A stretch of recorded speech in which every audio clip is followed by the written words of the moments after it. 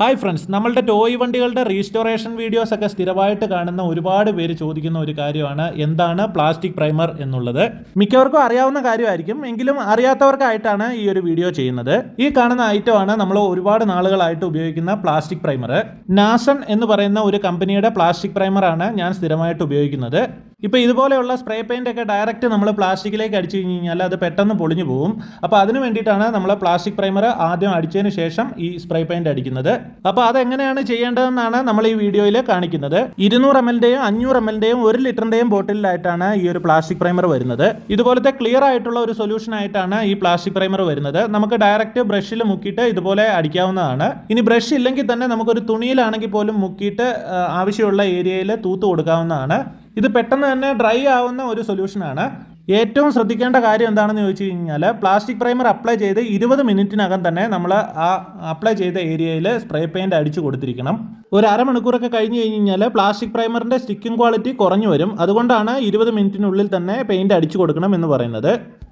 200 ml plastic primer ബോട്ടിലിൻ്റെ വില എന്ന് പറയുന്നത് 195 രൂപയാണ്. ഇനി പലരുടെയും സംശയം ഈ ഒരു പ്ലാസ്റ്റിക് പ്രൈമർ നമുക്ക് എവിടെ നിന്ന് വാങ്ങിക്കാൻ കിട്ടും എന്നുള്ളതായിരിക്കും. നിങ്ങളുടെ അടുത്തുള്ള ഓട്ടോമൊബൈൽ പെയിൻറ് കടകളിൽ ഈ പ്ലാസ്റ്റിക് പ്രൈമർ വാങ്ങിക്കാൻ കിട്ടും.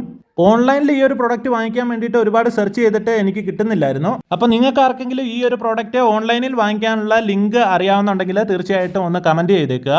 കട്ടപ്പന ഐശ്വര്യ തിയേറ്ററിൻ്റെ അടുത്തുള്ള കൊല്ലംകുടിയിൽ ഓട്ടോമൊബൈൽ പെയിൻറ് കടയിൽ നിന്നാണ് ഞാൻ സ്ഥിരമായിട്ട് പ്ലാസ്റ്റിക് പ്രൈമർ വാങ്ങിക്കുന്നത്.